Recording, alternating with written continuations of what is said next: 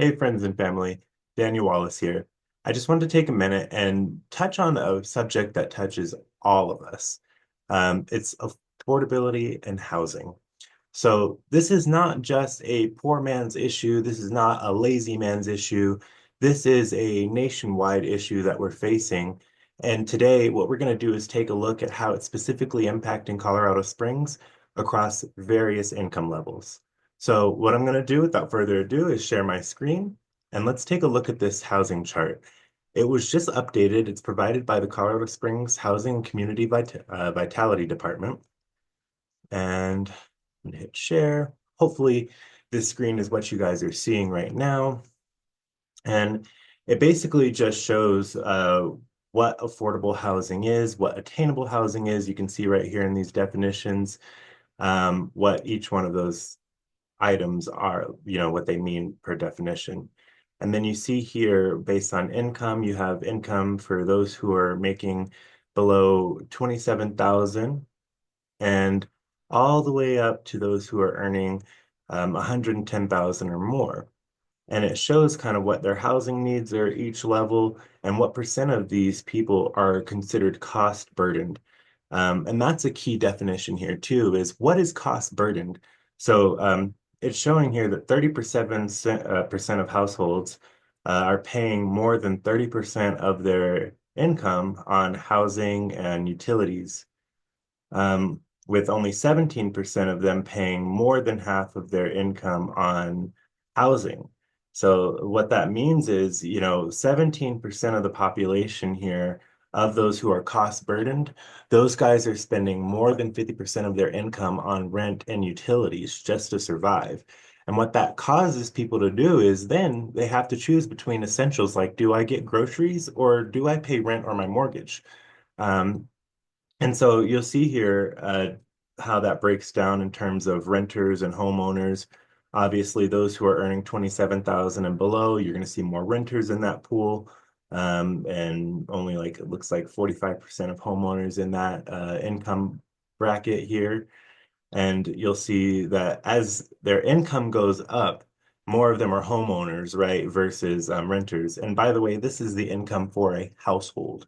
Another key thing that I want to point out here is that making it on one income is extremely difficult this day and age. Oftentimes, most people are having one and two jobs, and they are, a two-income household, and that helps make this a little bit easier, right? And so that's where the argument comes into play. Who has it harder? Is it the single guys or is it the married guys? Look, it's hard for everybody around right now. And so what we need to do is just stay focused on solutions and how do we get from where we're at in a broken system to correcting this affordability crisis? Because this is something that we didn't ask for, right? But it's something that we're dealing with and we're confronting on a daily basis. And I just can't stress enough of how this isn't just a poor man or a lazy man's issue. This is the issue of a lot of middle class families, those who are even veterans here in Colorado Springs, those who may be, disabled and on fixed incomes or whatever their situation may be. A lot of people sometimes don't realize how close they are to housing instability. Most of the working class are 1 to 2 paychecks away from missing a payment and being out on the streets. So it's important for us to recognize that this is a issue within our community that we have to address with urgency and we have to address it with compassion as well. So let's take, for instance, those guys who are making 27,360 and below. Obviously, we know that their housing needs, they have to find affordable rental housing really throughout all of these income brackets up to about 46 to 73,000 a year.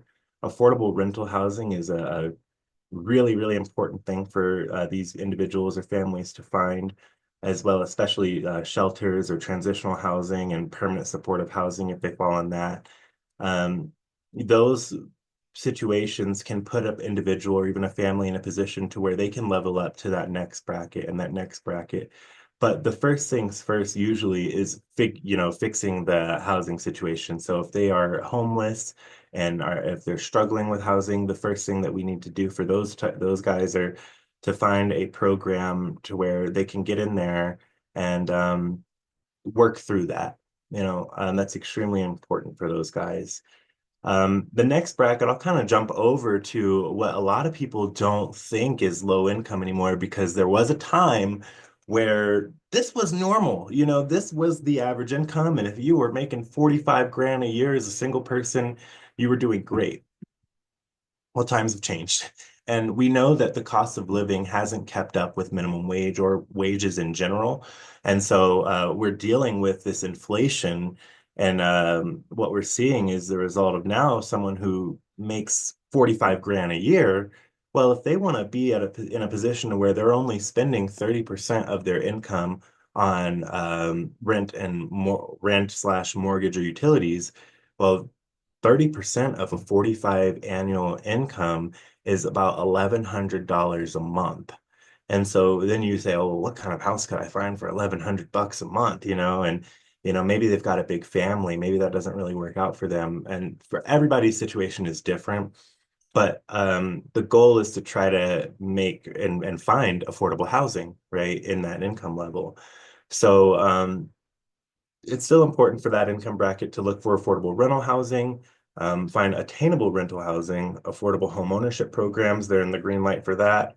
And that next income bracket will show attainable home ownership. And real quick, before I kind of go a little bit further on that, because I just said some key words here that you might be like, well, what the heck does that mean?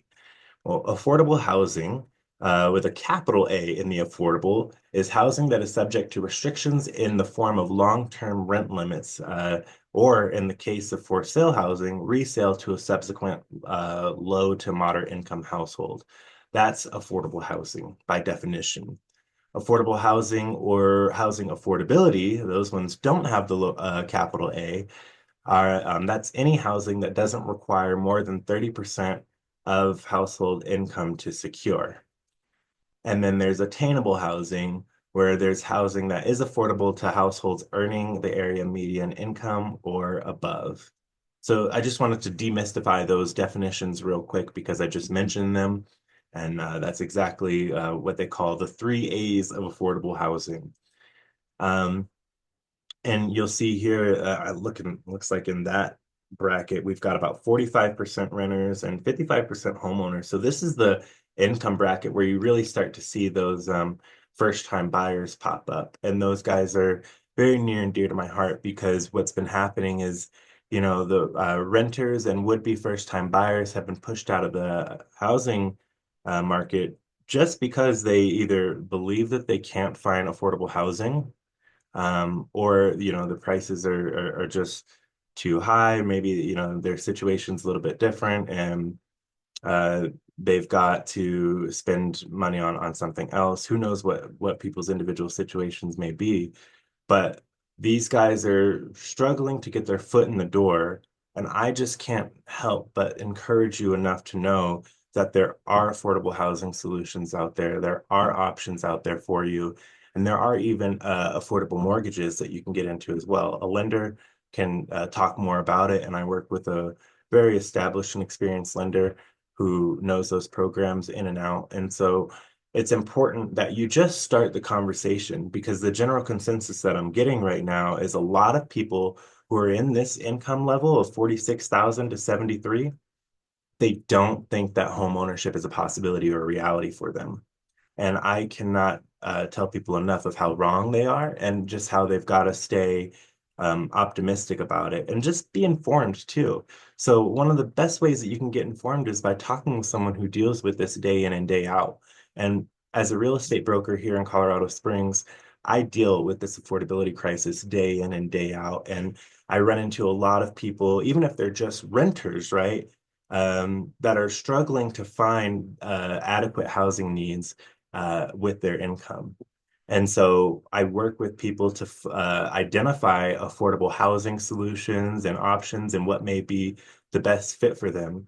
And sometimes it breaks my heart when I hear things like, oh, well, I don't want to waste your time, or I think I can do this on my own. Well, why would you? If you can get professional help, and I will tell you if I feel like my time is being wasted, which helping someone find affordable housing is never a waste of time.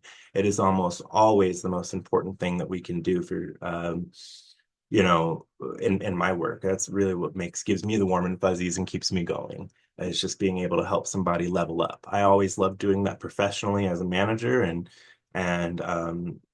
diving into people's growth and development and helping them get to that next level professionally. And now I'm in a spot where I'm helping people do that personally, right? And so how do we level up? And let's do this together because you're not alone in this. And this is a serious issue that we're facing at a nationwide level. So I'm going to go ahead and stop sharing the screen because I feel like I drove my point home here. I just wanted to share this information with you guys. I'm going to come back here and just really urge you to think about housing affordability, how you may fit into it. And if you know anyone who's struggling with housing instability or they're at the forefront of the battle with this affordability crisis, please don't hesitate to have yourself or have them reach out to me and get some help and at least just get some information that can help you move in the right direction.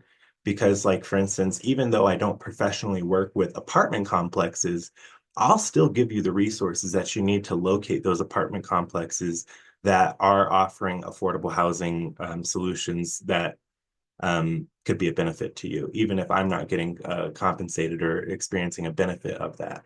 It benefits me to just send you in the right direction. So use me as a community resources. Please don't hesitate to reach out if you have any questions in regards to affordable housing, affordable mortgages and things like that. I can get you connected with my lender and we can all sit down and have a conversation about it and see what may be best for you and your family because you are not alone. And this affordability crisis affects everyone. But together, we can tackle it and we can make the right moves to fix this broken system. All right. That's my soapbox for the day.